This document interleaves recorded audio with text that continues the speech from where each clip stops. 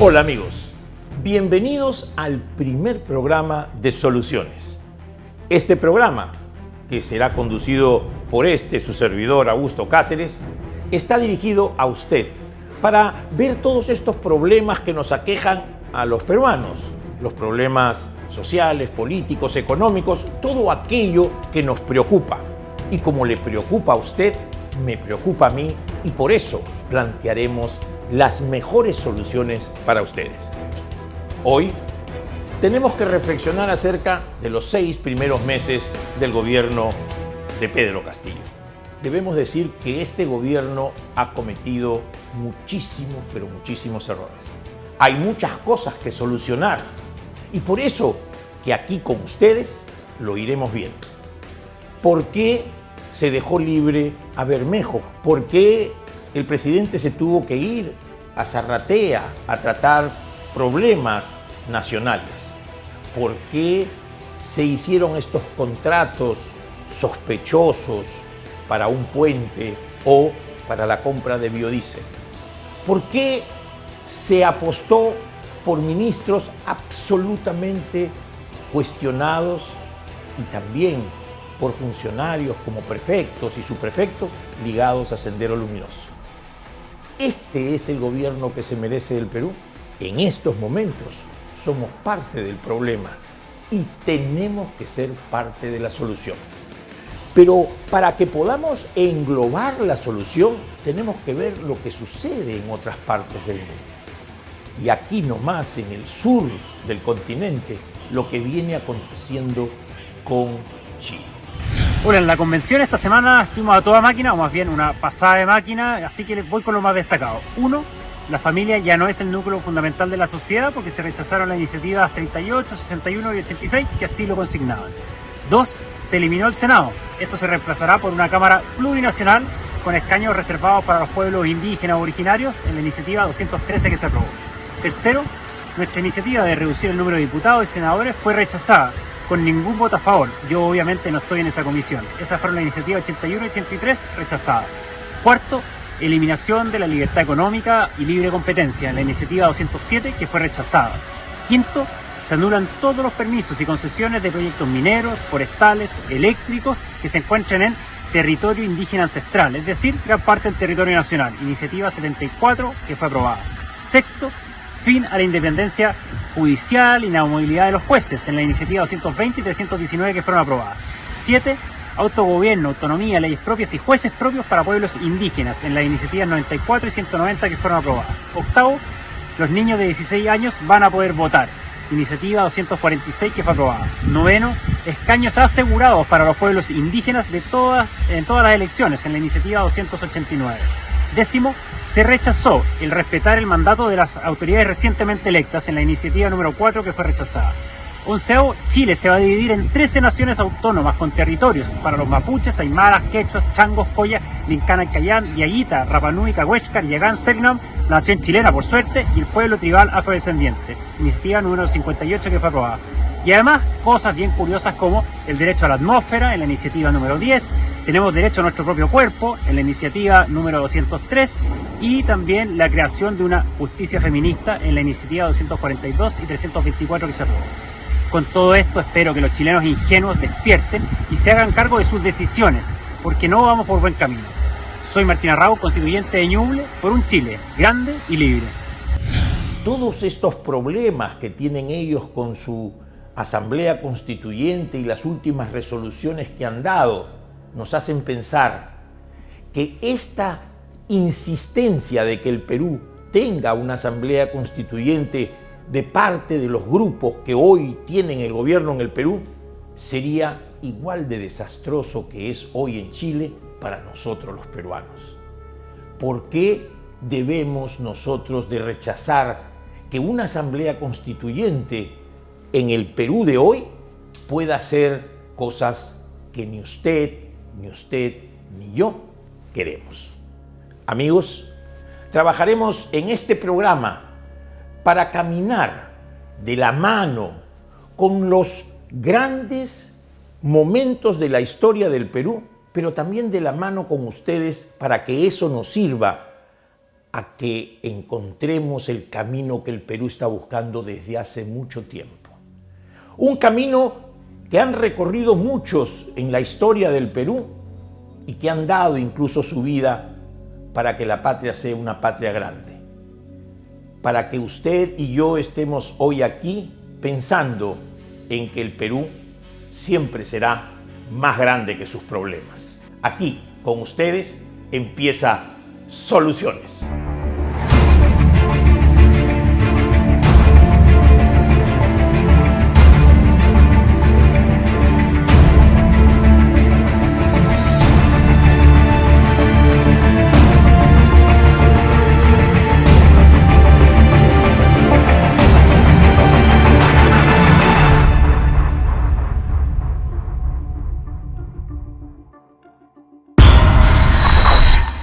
Tuve la suerte de tener como entrevistado a el ingeniero Rómulo Mucho, un especialista en minas, ingeniero de minas él, con el cual tratamos sobre la minería legal e ilegal, y esto que van a ver a ustedes es parte de esa entrevista que creo que les va a interesar sobremanera. Adelante con la entrevista.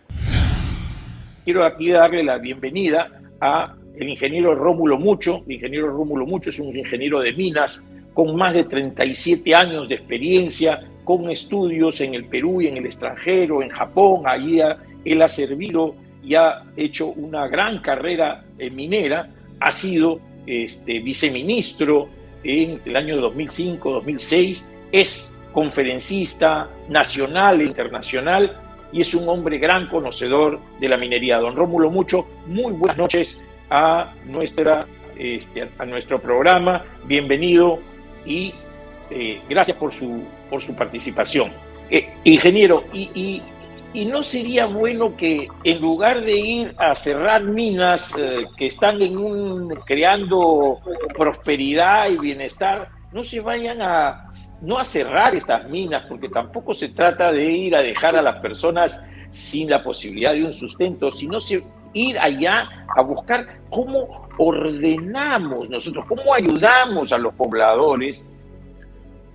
Algunos dicen hay que cerrar, hay que erradicar la minería pequeña, la minería artesanal, la minería, pero no es fácil. Pero también hay que entender en su real dimensión de que también son personas, se ganan la vida.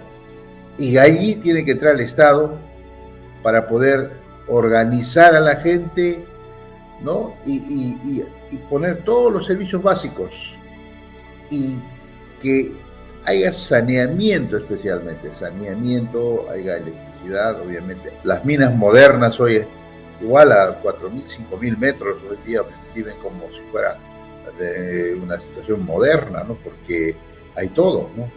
Hoy día las empresas dan un trato, digamos, formidable, las minas formales, las minas grandes, ¿no? Yo he estado a 4.000, 5.000 metros y, ¿no? Con calefacción, con todos los servicios, ¿no?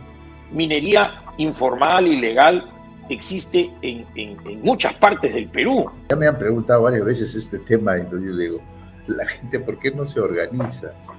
De ahí sale oro, don Augusto. Después de que han sacado el oro de la mina y han chancado, ¿no? De ahí de pronto así al ojo, ¿no? Parece que esta calle no hay oro, ¿no? Lo botan, ¿no? Pero hay gente que va pues a reciclar eso y encuentra oro también. Son las famosas payaqueras, ¿no? Es cierto. Entonces hay una situación compleja para empezar. Y compleja y fácil a la vez. Compleja en el sentido de que hay que trabajar en la cultura de la gente. Esa es la gran tarea. Y eso es el problema de la minería pues, artesanal, que ahora se habla de 400.000 más o menos en el Perú. Pero lo cierto es que hay que crear otro mecanismo. Me han preguntado varias veces. Un mecanismo, yo he dicho, un nuevo marco normativo para poder incentivar la formalización de los pequeños mineros. En el Perú existe toda una corriente generada por estas ONGs que son antimineras y por grupos extremos que son marcadamente antiextractivistas. Ese es el término inicial, que son básicamente antimineros, y que quisieran que la minería y la agricultura no convivan, que ellos nos mencionan que están ancestralmente peleadas la agricultura con la minería, que los mineros y los agricultores son de por sí personas que están enfrentadas unas a otras. Lógicamente ellos, en su visión de la lucha de clases, siempre quieren ver si la piedra blanca se enfrenta con la piedra de color negro porque son de diferente color. Buscan cualquier pretexto que tenga que hacer esta lucha de clases hasta en las piedras. Pero, No, ¿qué opina usted, mi querido y estimado ingeniero? es una narrativa que han construido, no es así. Y respecto al primer punto que tocaste, sobre de la minería, la agricultura, bueno, nosotros hemos desarrollado una plataforma que se llama Agromin y demostramos fehacientemente que la agricultura está unida con la minería. ¿Y por qué? Sendos libros encontrados fuera del Perú y que me dan una solidez, digamos, un fundamento, que la vida se ocasiona desde la geología, o sea, cómo se formó la tierra y qué cosa es la roca. Una roca es la composición de minerales. ¿Y qué es la tierra vegetal que nos da comida? Es una roca descompuesta a través de millones de años. Y una tierra vegetal está lleno de minerales que son nutrientes. Casualmente, gracias a los nutrientes, crecen las plantas, crecen los alimentos. O sea, están unidos íntimamente. Y los alimentos también tienen minerales, ¿no? Claro, en baja concentración. Si no tenemos minerales en el cuerpo, nos morimos, ¿no?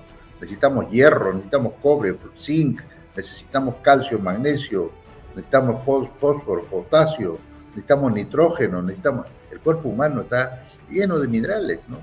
Porque casualmente es lo que cuida la salud. Usted es doctor, ¿ya? Y avanza, aparte de eso, se demuestra fehacientemente que la minería convive en la agricultura porque hay sendos estudios, varios, voy a citar uno especialmente, el del doctor Richard Webb, ¿no? Conexión y despegue rural, ¿no? Donde demuestra fehacientemente que así como ha crecido la minería en los últimos años, claro, el estudio está hasta 2010, yo lo he completado las cifras hasta el 2020, así como ha crecido la minería, también la agricultura ha crecido, el PBI agrario ha crecido casi un 4% promedio anual. Antes de que, si no crecía la minería, no crecía la agricultura. O sea que eso es una falacia cuando dicen que la minería viene a depredar, que la minería... Al contrario, la minería ha impulsado también y fundamentalmente, ya para no hablar de la agroindustria, que es un milagro, ¿no? De alguna manera la agroindustria sí es un milagro total, porque ahora estamos exportando casi $8.000 millones, ¿no? Cuando exportábamos hace 10 años, casi la décima parte, ¿no? Yo he hecho un libro, Perú, país agrominero, y ahí demuestro que no hay ningún sitio en el Perú que por culpa de la minería haya quedado, digamos, inutilizado o que ya no sirva para nada. No lo hay. Y eso que hace antes de los 90s, que no había ninguna regulación para poder, las regulaciones eran casi nada para poder disponer los residuos, los relaves, las rocas. Ahora no, ahora hay todo un procedimiento normado con leyes y con reglamentos de cómo debe ser el proceso minero en sus distintas etapas y componentes, ¿no? O sea que una minería bien hecha no tiene que hacer daño a nadie, ¿no? El Perú es un país minero, definitivamente. Lo ha sido antes, desde la época de los incas, que convivió con la agricultura, no nos cabe ninguna duda. Así que aquellas voces que dicen que la minería agrede a la agricultura y que son incompatibles, nos están mintiendo. Minería y agricultura conviven desde los tiempos ancestrales en nuestro país y en todas partes del mundo. Entonces, Si el Perú es un país minero, pues debemos de hacer que la minería nos sirva a todos. Y ahí tenemos una gran diferenciación. La minería legal, aquella que contrata a las personas, les da seguridad social, les brinda facilidades, hace desarrollo para los pueblos. Y la minería ilegal, aquella que destruye, que contamina el medio ambiente, que mata a las personas. Esa es la que no debemos de tener. Por lo tanto, no debemos temer a la minería legal. Lo que debemos hacer es regularla adecuadamente, mejorar las condiciones legales y medioambientales para que pues sigamos teniendo minería y no dañe el medio ambiente.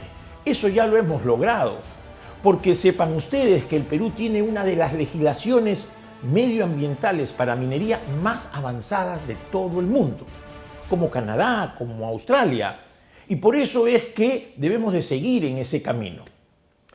Pero, ¿cuál es la solución para los conflictos que se generan a partir de la explotación minera y de la gran minería?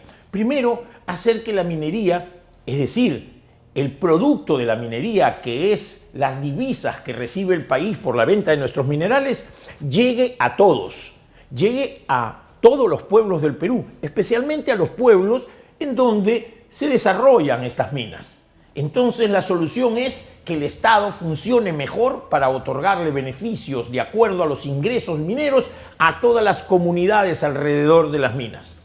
También lo que quieren las comunidades alrededor de las minas es participar de alguna manera en el trabajo directo. A los peruanos nos encanta trabajar. ¿Por qué no podemos hacerlos partícipes de ello? Esa es otra de las cosas que tenemos que hacer en el camino de solucionar estos conflictos. Y por último, debemos de hacer en los grandes corredores mineros, pues también los famosos mineraloductos, es decir, lograr que la mina, al sacar los minerales, pues no cause estragos en su camino por las carreteras, sino que al ir por caminos especiales o subterráneos, como en muchos casos hay, logre que salga la mina, sus productos y no dañe a las comunidades alrededor, ni los moleste. Ese es el camino, concordar, concertar entre todos para lograr que los beneficios de las minas, que son inmensos, este año el Perú tendrá ingresos por exportación de minerales como nunca lo ha tenido, pero lo tenemos que aprovechar para el desarrollo nacional, educación, salud, infraestructura. Piénsenlo bien, esa es la solución. ¿Qué dice usted? Y regreso en unos segundos para tratar un tema pues muy crítico en el país. Terrorismo, Sendero Luminoso y cómo debemos hacer para terminar con esa lacra. ¿Y con quién estaremos? Con Pedro Yaranga, experto en seguridad y terrorismo. Regresamos en unos segundos.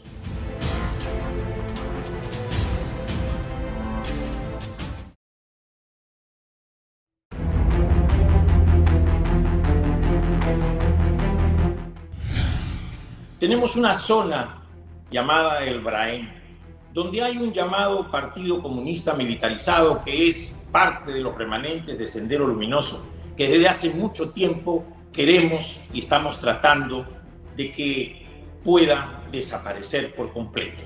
Es una zona también donde el narcotráfico se ha asentado porque está en lo que se llama la confluencia de los ríos Apurímac, N, Mantaro. Ahí ven ustedes, en Junín, Huancavelica, Cusco, Ayacucho y Apurímac, en la confluencia de estos ríos, del río Apurímac, N y Mantaro, está el Braén, que tiene una zona de influencia directa de 10 provincias de estas zonas, y que en total en la zona directa y en la zona de influencia abarca casi 65.000 kilómetros cuadrados.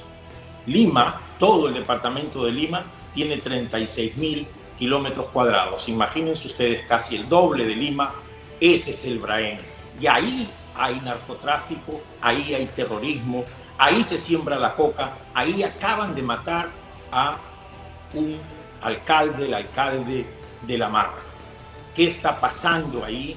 ¿Y qué está haciendo este gobierno por erradicar la hoja de coca, que es el principal cultivo de esta zona convulsionada. Hemos invitado por eso a Pedro Yaranga. Y la primera pregunta, don Pedro Yaranga, es ¿qué está haciendo este gobierno y qué hicieron los anteriores gobiernos en estos últimos 5 años por erradicar la hoja de coca? ¿Ha aumentado el cultivo? ¿Estamos en un mayor problema o estamos en una mejor situación? Deberíamos por lo menos evaluar qué se hizo durante los últimos 5 años.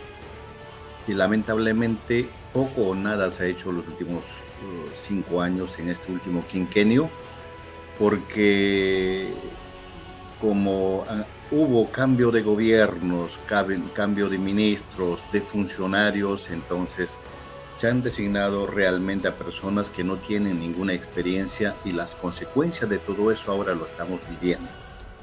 La coca se ha disparado tremendamente en todo el país. En lugares donde no había coca, actualmente hay mucha coca, pero no solo eso, seguida también del crimen organizado. Hace muchos años simplemente aparecían esos ajustes de cuentas en algunas cuencas cocaleras, porque ahí se hacía narcotráfico. Pero después estamos hablando ya de corredores del narcotráfico, eso es selva, sierra, principalmente costa, por ejemplo, la parte del norte, donde no hay mucha producción de coca, pero sí mucho narcotráfico, porque el narcotráfico genera eso. Por ejemplo, en el Callao, en el caso de Lima. Entonces, esas cosas se pudo haber frenado, probablemente que sí. ¿Qué faltó? Decisión política. ¿Qué falta actualmente? También falta decisión política. Pedro, pero hemos visto que este gobierno, especialmente el gobierno de Pedro Castillo, ha ido a las zonas de cocaleras y ha ofrecido que van a suspender la erradicación de la hoja del cultivo de la coca. Y que van a tratar de industrializar la coca. Vemos nosotros como el primer ministro anterior, el señor Guido Bellido, se puso a chachar coca en una demostración de que la coca es sagrada y que a él pues le hace mucho bien, no sé cómo, pero hay una intención de este gobierno, por lo que ha dicho el presidente Castillo, por lo que han hecho el canciller, el primer ministro Guido Bellido, por lo que hace el señor Bermejo, por los antecedentes de que ellos se han reunido con la gente del Brain, por lo que estuvo este señor Barrenzuela. Es decir, hay una intención. Y la última pregunta, la gran preocupación, el señor Soberón ¿está decidido, piensa en realidad trabajar para erradicar este cultivo de la coca, este exceso de cultivo de la coca? Por lo que ha ocurrido con el señor Barrenzuela principalmente, el anterior ministro, y las decisiones propias del presidente Castillo, algunos de sus congresistas como este señor Bermejo, no le creo nada. Pero en la coca no solo es disminuir los cultivos de coca, eso es una condición. Lo otro es cómo liberar del tema, por ejemplo, del uso indiscriminado de los insumos químicos para que esa coca sea mucho más orgánica. Yo, a través de los años, he recorrido todo el Perú. Hace 2 semanas estuve, por ejemplo, en la parte de la Sierra Norte, recorriendo parte de la provincia de Patás, que es la hermosa entrada al Gran Pajatén.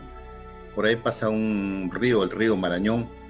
En esa zona también hay un poco producción de coca y me hizo recordar el tema de la serpiente de oro de Ciro Alegría. Allí, por ejemplo, los cultivos de coca es coca orgánica, que significa solamente 3 cosechas al año. ¿Dónde hay otro sector de coca orgánica? En Quillabamba, en la selva del Cusco. Después, en el resto y en el Bray, la coca es no apta para el consumo humano, porque se está utilizando los insumos químicos que ya no están autorizados en el mundo, pero se sigue utilizando en los cultivos de coca en el Perú, en diversas cuencas cocaleras. Y eso no solo afecta pues al tema de la coca, afecta a otros cultivos como el café, el cacao, los frutales, que ya los exportadores hasta ahora tienen una serie de problemas para su calificación. Y eso con el tiempo podría tranquilamente pues contaminar todo el medio ambiente. Esto del cultivo alternativo, que siempre es una gran idea, ¿ha habido alguien que lo ha hecho con seriedad, que ha planteado esto y que ha hecho un trabajo serio al respecto? ¿Cómo podemos trabajar? Sí. ¿Qué opinas tú? Claro que existe. Ese es un buen ejemplo. Digamos, no voy a apartarme de una zona emblemática que es el Braem. Voy a hablar, por ejemplo, en el Braem. El Braem son dos cuencas. La primera cuenca es el Apurímac.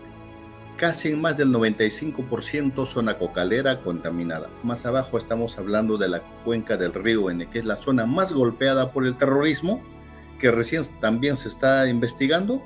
En esa zona, coca hay, pero es poco. Por ejemplo, esa zona de Vizcatán del N. Tanto en la margen izquierda y en la derecha del río N, mayormente, ¿qué se tiene? Cacao orgánico y frutas. ¿Desde cuándo están trabajando esas personas? Más o menos desde el año 92, 93, 94. La mayor parte de esas personas son aquellas que han sido recuperadas del terrorismo.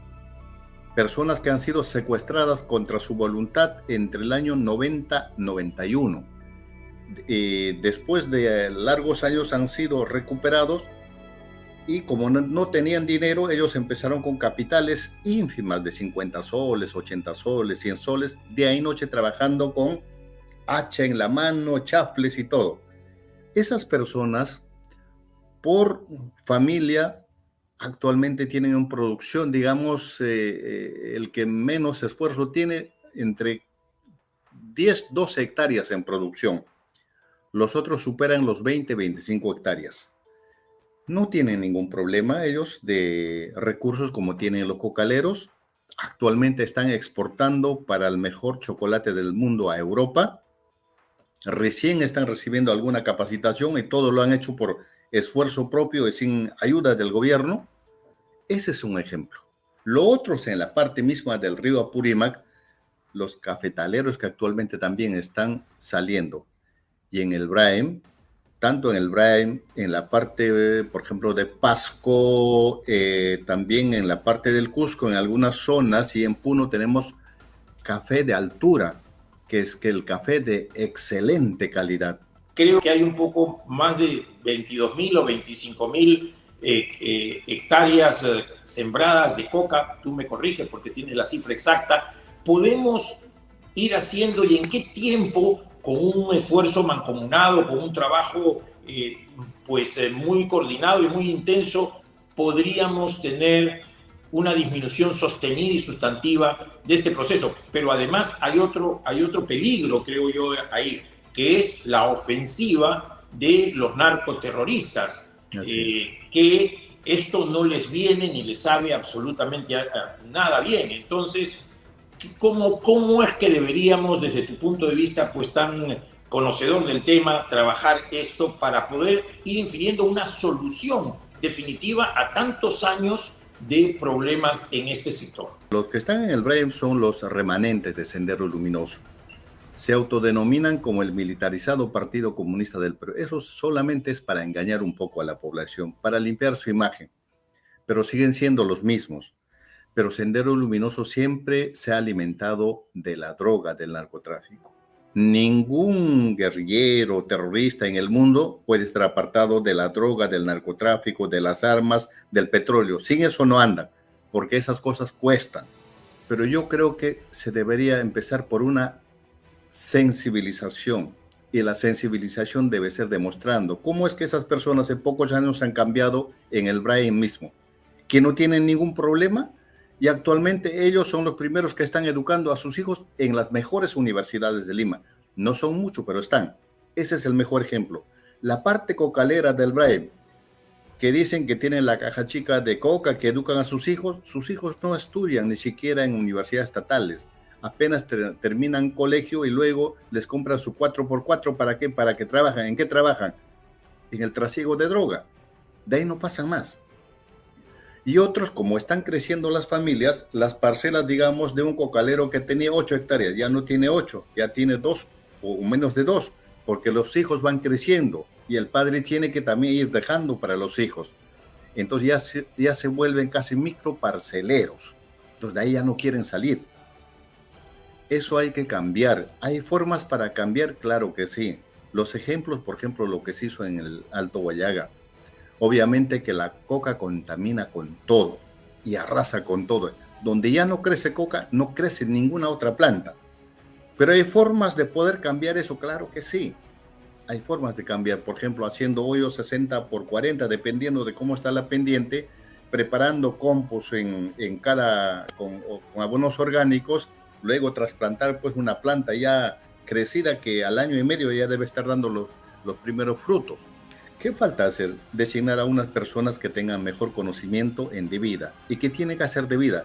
Lo primero que tiene que hacer debida, como en cualquier gestión pública, es articular primero con todos los ministerios. Es decir, la lucha contra el narcotráfico no solo debe hacer pues debida las Fuerzas Armadas y la policía. Eso no tiene ningún sentido. La coca es muy buena para la salud. Es muy buena, por ejemplo, para las personas que ya sobrepasamos los 40 años, por ejemplo, la harina coca es buenísima. Pero estoy hablando de coca orgánica, no de la coca contaminada. La coca contaminada es nociva para la salud, no apta para el consumo humano. Lo que se encuentra en el mercado es esa coca contaminada.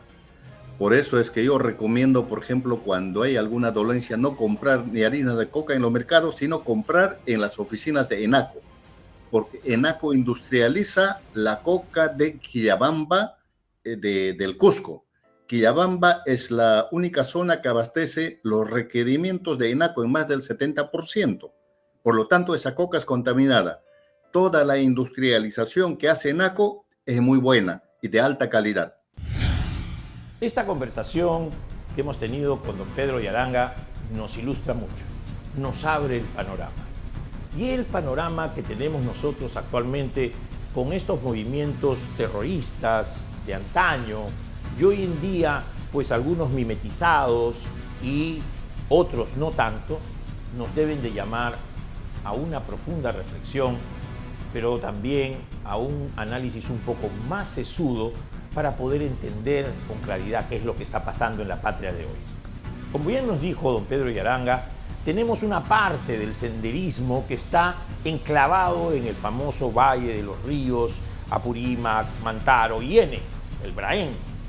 Estos de aquí es el famoso hoy coto de los hermanos Quispe Palomino, que han creado el llamado militarizado Partido Comunista del Perú.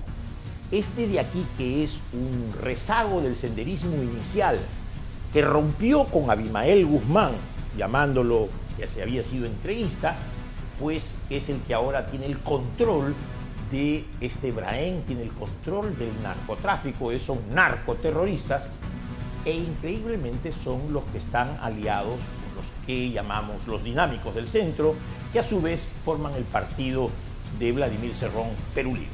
Ese es un lado del senderismo que tenemos actualmente en el Perú. El otro lado del senderismo que tenemos en el Perú son lo que vino detrás de Abimael Guzmán. Abimael Guzmán indica que se tiene que formar el Movadef. Y al formar el Movadef, lo que logra es que se infiltre más, ¿dónde? En el sindicato de profesores. El sindicato de profesores, el SUTEP, está aún ahora en manos de otro partido comunista llamado Patria Roja, pero que no tiene lazos con el senderismo. Pero Sendero, al querer tomar el control del Sindicato Único de Profesores, que además es un sindicato que maneja mucho dinero, pues forma el llamado CONARE. Y ahí entra nuestro presidente de la República. Nuestro presidente de la República en el 2017 es el que lidera el frente formado por los profesores del CONARE, CONARE SUTEP, ligado al Movadef. Entonces tenemos dos senderos, el sendero que está ahora en el poder con el profesor Pedro Castillo y el sendero que también tiene una parte del poder a través de los dinámicos del centro y Perú Libre, que en un momento determinado están en proceso de conjunción. ¿En conjunción para qué? Para dinamitar el sistema democrático. No les quepa ninguna duda. Esta reflexión nos tiene que llamar a mucho. ¿Y qué otro punto importante de esta reflexión ha sucedido hace unos pocos días? La absolución de Bermejo. El congresista Bermejo, muy ligado a los Quispe Palomino, acaba de ser absuelto por un juez, timorato por supuesto, que dice que no hay pruebas suficientes, que bueno, tendrían que venir a declarar los Quispe Palomino. Imagínense ustedes que vengan a declarar los Quispe Palomino. Por lo tanto, hoy en día se ha fortalecido ese grupo y también tememos que se esté infiltrando el Poder Judicial como fue antaño. Yo les quiero decir, amigos, que en los años 80, Sendero Luminoso amedrentaba a los jueces, los llamaba por teléfono, los asustaba para que no sentencien a los terroristas que capturaban. Y tuvo que llegarse a la formación de los jueces sin rostro. No queremos repetir eso. Por eso es que les hago esta pequeña reflexión. ¿Cuál es la solución? La solución la tenemos nosotros en el Congreso de la República. Tenemos que forzar a este Congreso de la República que entienda eso. Tenemos que decirle a nuestros congresistas que dejen de lado su clientelismo, que dejen de lado totalmente las prebendas que le está ofreciendo el Ejecutivo para que piensen en el Perú y actúen por principios. Ningún demócrata puede venderse al senderismo. Ningún demócrata puede caer en las fauces del terrorismo. Tenemos hoy que aprender de lo que dijo Vladimir Ilich Ulyanov, más conocido como Lenin. Salvo el poder, todo es ilusión. Y por eso es que hoy en día la conjunción de estos dos senderos, uno a través de Cerrón, que lidera un partido que es un partido marxista, leninista, mariateguista, como le llama él, y el otro a través de los profesores del CONARE, SUTEP, FENATEP, que lidera el profesor Pedro Castillo, están convergiendo. ¿Para qué? Para destruir el sistema democrático. Eso es lo que sucede. Y la solución está en que los demócratas debemos de luchar por la democracia y la libertad, aun cuando todavía pensemos que no se está destruyendo. Pero lo van a hacer si los dejamos. De nosotros depende. Regreso para seguir hablando en soluciones. Gracias.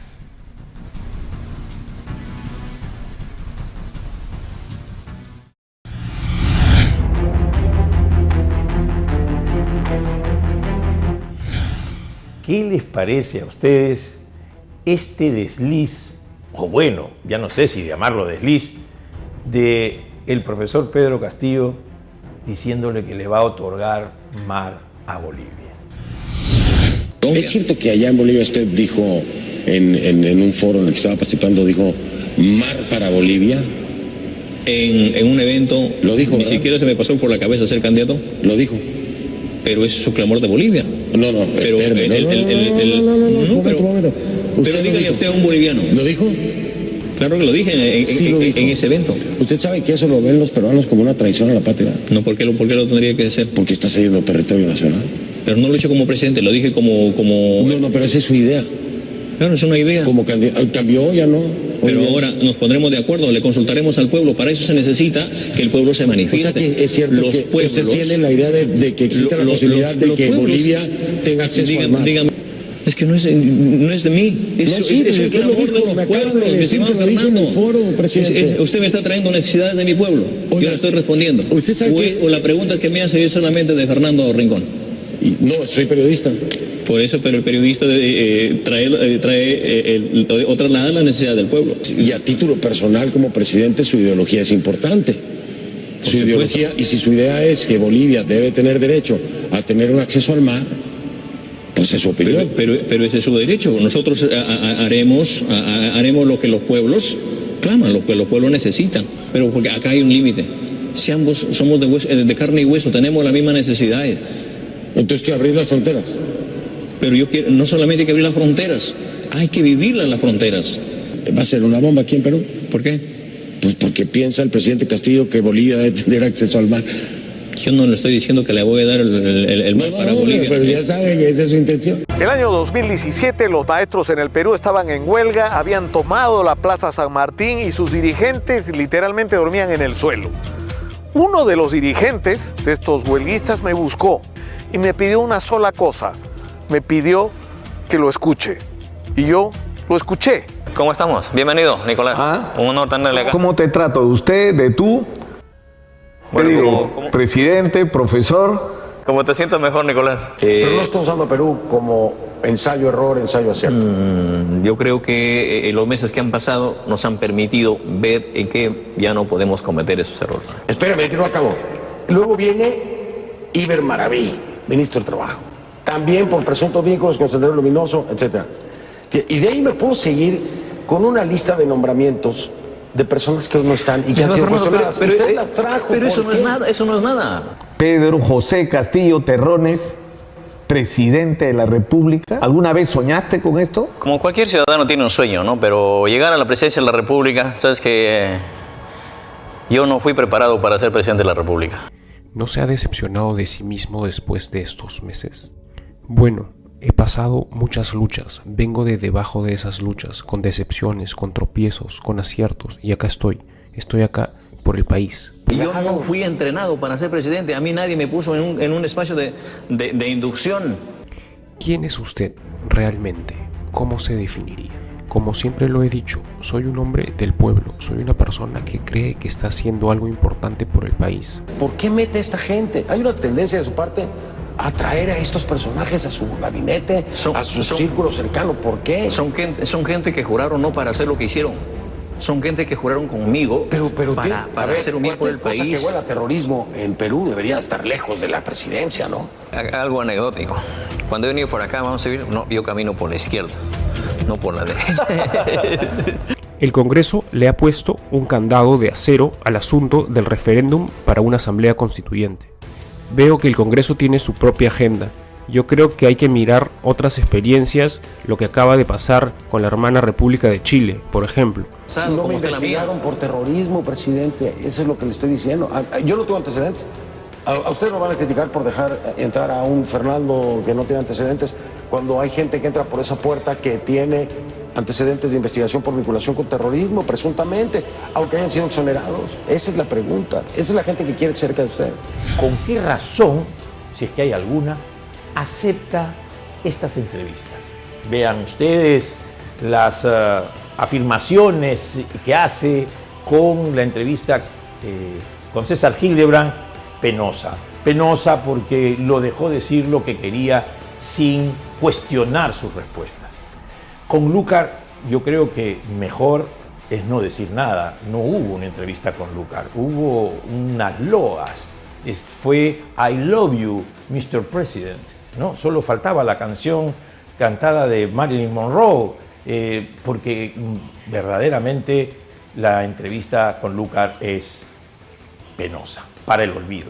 Pero la entrevista con CNN que nos mostró y demostró lo que es el pensamiento Castillo. Nos mostró y nos demostró que Pedro Castillo, más allá de la mención abrumadora de la palabra pueblo, tiene intenciones, tiene un derrotero que ustedes tienen que tener en cuenta, queridos y estimados amigos. Este gobierno entró con un proyecto totalitario, colectivista, comunista, que aún no lo hayan podido implementar, no me cabe ninguna duda. ¿Por qué? Porque todavía hay fuerzas democráticas, pero que lo están haciendo e infiltrando en el gobierno a personas ligadas a su pensamiento, tampoco me cabe ninguna duda. Vean ustedes las listas de prefectos y subprefectos, que no son funcionarios menores, ojo, pero ya se desenmascara Pedro Castillo. Tan dolorosa han sido las entrevistas y sobre todo la de CNN con el periodista Fernando del Rincón, que miren ustedes, no me cabe ya ninguna duda que hasta ha forzado la caída de su gabinete, el gabinete anterior de Mirta Vázquez, para tratar que ese barullo haga olvidar el tema de sus entrevistas y sus deslices y de su traición a la patria. La crisis total del gabinete, eso pasa cuando renuncia la jefa del gabinete, en este caso la señora Mirta Vázquez. Es cierto lo que ha ocurrido, pues toman estas decisiones tan equivocadas de no, mejor publiquemos una cosa diferente. Yo en verdad lamento eso, ¿no? ¿Quién o quiénes son estos asesores que describe usted que suelen conducir al presidente a errores? Bueno, él tiene un equipo de asesores. Yo el día de hoy además se lo dije abiertamente que él debiera reconsiderar el tema de quién es el entorno más cercano, porque ustedes han visto que varias veces se cometen muchos errores en el gobierno y yo sí siento que esa es una responsabilidad de quien a él lo asesora, está en contacto directo, ¿no? Uh-huh. Y tiene todo un conjunto de personas que estos últimos días además han provocado una crisis innecesaria de gobernabilidad, están acusándose unos a otros, se han sacado denuncias. Sí, bueno, sí. A mí eso sí me preocupa. Yo ahí sí quisiera ser. ¿Pero los puede usted identificar? Y decir que, ¿los puede identificar? ¿El señor Jaico es uno de ellos? Mira, es que hay varios, ¿no? El señor Jaico solo es el secretario general, pero hay asesores directos del presidente, que son varios, y yo particularmente siento que ahí hay un problema y que es el entorno del presidente el que debería cambiar, ¿no? Hay un señor Castillo. Sí, hay un señor Viverto Castillo, Camacho, otro, bueno... hay varios en realidad. Estos señores son los que toman decisiones. Directo. Estos señores son los que toman decisiones.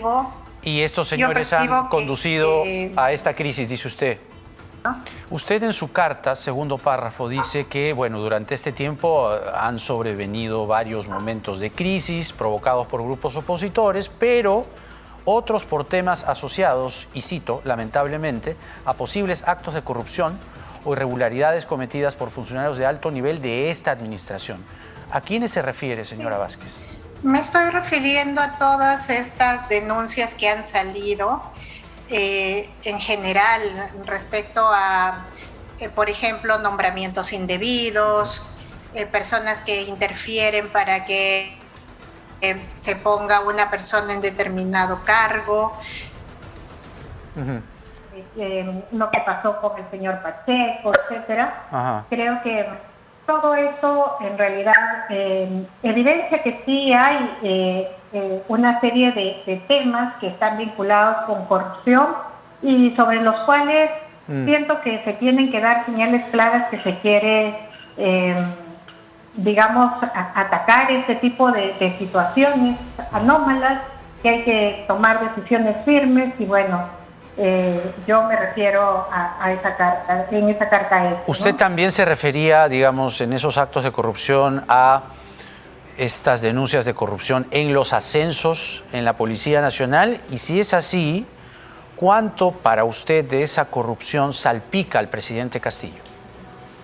Mire, yo no tengo elementos como para decir cuánto eso puede vincular, sobre todo al presidente de la República. Eso está en investigación. Pero creo que sí, lo que está claro es que han habido por lo menos funcionarios, ¿no? Que estaban en el despacho presidencial que sí están acusados de haber cometido una serie de irregularidades. Entonces yo lo que pido es que haya una investigación profunda y que se muestre la disposición de que desde presidencia, desde el gobierno se quiere apoyar eso, ¿no? Claro. Comentaba yo con un almirante que hoy día está en el Congreso y que decía, bueno, el presidente ha hecho uso de su libertad de expresión, aún no ha configurado el tema de traición a la patria. Y yo le dije, bueno, almirante, usted que ha tenido un alto cargo en la Marina, si un capitán de un buque le dice, de un buque de guerra del Perú le dice, bueno, he decidido, estoy pensando que le voy a entregar este buque a otra nación, ¿qué cosa haría usted? Lo primero es lo releva del mando. Estimados amigos, estas entrevistas, la caída de este gabinete, ¿cómo es que este presidente concibe que será su presidencia. ¿Cómo es que concibe él que vamos a caminar en el Perú los próximos años? Hoy en día no hay fórmula que el señor Pedro Castillo nos pueda demostrar que ha sido o que será diferente a los 6 meses anteriores. Pero aún hay más. Este cogollo que encierra al presidente de la República, que son los remanentes del sendero o los engendros del nuevo sendero Movadef-Conare, están ahí, trabajando para infiltrar el poder. Con este nuevo gabinete seguirán infiltrando el poder. Así empezó el gobierno de Hugo Chávez en Venezuela. Pero bueno, ese no es el tema. El tema es que hubo mucho dinero cuando Hugo Chávez llegó al poder. ¿Y comenzó a qué? Comenzó a regalarlo. Comenzó a comprar a las instituciones, al que es el equivalente al Jurado Nacional de Elecciones, al que es el equivalente al Tribunal Constitucional. Comenzó a pervertir los mecanismos de la democracia y se fue religiendo. Hizo su asamblea constituyente, una constituyente que la tienen todavía en una de este tamaño que solamente se puede leer con microscopio. Mi reflexión, queridos amigos, es que nos toca a nosotros, los ciudadanos, mirar en ese profundo pozo que cayó Venezuela. Ese eslogan de no más pobres en un país rico, podríamos nosotros convertirlo en un futuro en no más ricos en un país pobre. Vamos llegando al final del programa y quiero darles mis conclusiones. Somos un país rico en personas. Somos las mejores personas del mundo. Esa es nuestra verdadera riqueza. Más allá de las riquezas naturales que abundamos. Yo saludo a la izquierda que hasta ayer era una izquierda colaboracionista con el gobierno de Pedro Castillo. Porque, aunque tarde, se han percatado, como lo ha señalado hace unos días Mirta Vázquez, de lo sórdido que existe en el cogollo del gobierno de Pedro Castillo. Se han percatado de lo oscuro que es este gobierno y hacia dónde nos lleva.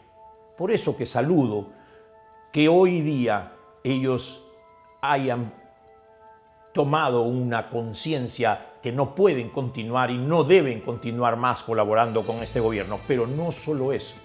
Yo saludo que ahora ellos estén dispuestos a trabajar en conjunto para encontrar una salida, por supuesto que democrática, y ahí está el Congreso, y ahí también están las calles, para trabajar juntos para que este gobierno termine. Que renuncie, por supuesto, o que si no se utilicen los mecanismos democráticos para que este gobierno termine y que podamos juntos todos, izquierdas, centros, derechas, todos los ciudadanos peruanos de buena voluntad, cualquiera sea nuestra posición ideológica o nuestra preferencia partidaria, no interesa. Nuestra patria está en juego, el destino del Perú está en juego. Bienvenidos, señores de la izquierda. Esta es la solución. Trabajemos juntos para terminar con este triste capítulo de la patria. Esto ha sido Soluciones. Los espero la próxima semana para que juntos reflexionemos sobre el Perú y busquemos las mejores soluciones para todos. Muchas gracias.